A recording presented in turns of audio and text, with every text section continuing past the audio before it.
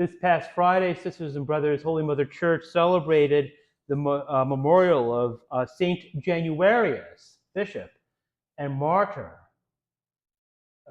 from the 4th century, Bishop of Benevento, who was martyred, and his miraculous relics ended up in Naples. And so all around that region of Italy, around Naples, he is particularly revered. He's known better perhaps by the Italian version of his name, St. Januarius, you see, in Italian is referred to as San Gennaro. And we Americans are likely only to know about San Gennaro from the San Gennaro Festival, from Italian neighborhoods, places where Neapolitan immigrants settled the end of the 19th century, the beginning of the 20th century.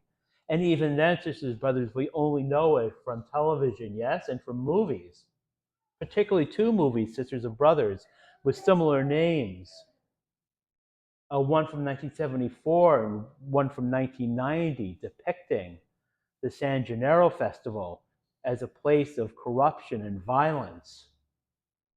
Seeing those type of movies, sisters and brothers, we end up finding ourselves being acclimated to corruption and violence, yes? We find ourselves perhaps even admiring corruption, valorizing violence. And with those ears, sisters and brothers, that we sometimes hear this difficult parable of the unjust steward. Sometimes some scholars will call it the parable of the prodigal steward, the wasteful steward. And part of that, of course, is because we are used to, in the parables of Jesus, of associating the master in the parable with God the Father. But we've got a lot of good reasons, sisters and brothers, to think that's not the case. To think that Jesus is not turning this dishonest steward, stealing not only from his master, but from his master's clients, as someone to be emulated. No, he tells us rather directly that the children of this world are far more prudent in dealing with their own generation than are the children of light. Of course, sisters and brothers, he does not call us to be children of this generation, but indeed to be children of light, to be saved and to come to the knowledge of the truth. And indeed, sisters and brothers, he wraps up this parable by insisting that no servant can serve 2 masters. He will either hate one and love the other, or be devoted to one and despise the other. You cannot serve both God and mammon. I'm sure you will have seen, sisters and brothers, many places, many translations of this verse say that you cannot serve both God and money. And yet, our translation seeks to preserve the Greek word mammonas. It seems to be a borrowed word from the Aramaic, yes? Because it's not just money, yes? But it seems to mean the treasure a person trusts in. And certainly, for many of us, that could be money. But that could also be class, could also be privilege. It could certainly be our wealth, could be power.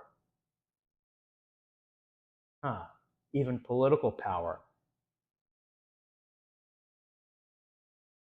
We are called to be children of light. We are called to be trustworthy stewards. And to the end, sisters and brothers, the sign or a sign that we are being trustworthy stewards is about the way we treat the poor.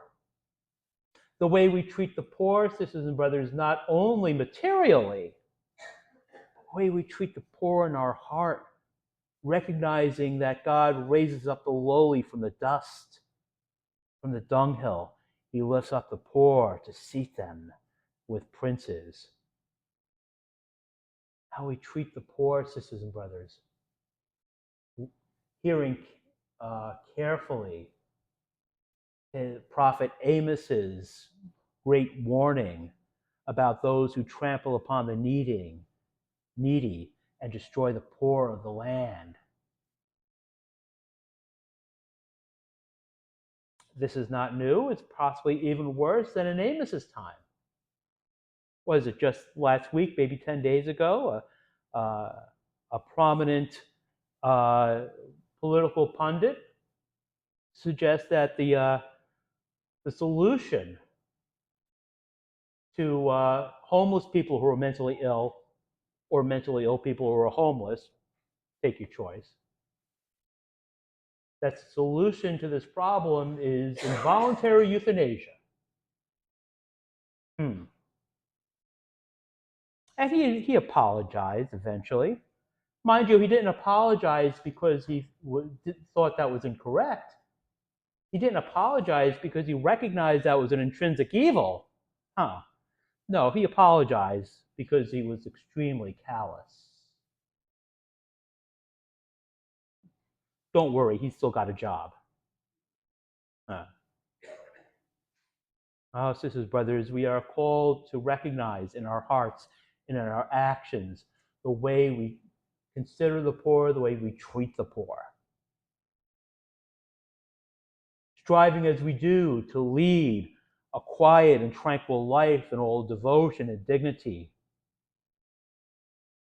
Recognizing completely that God founded all the commands of his sacred law upon love of him and of our neighbor, so that we can pray lifting up holy hands without anger or argument and be worthy of true wealth. Praise be Jesus Christ, now and forever.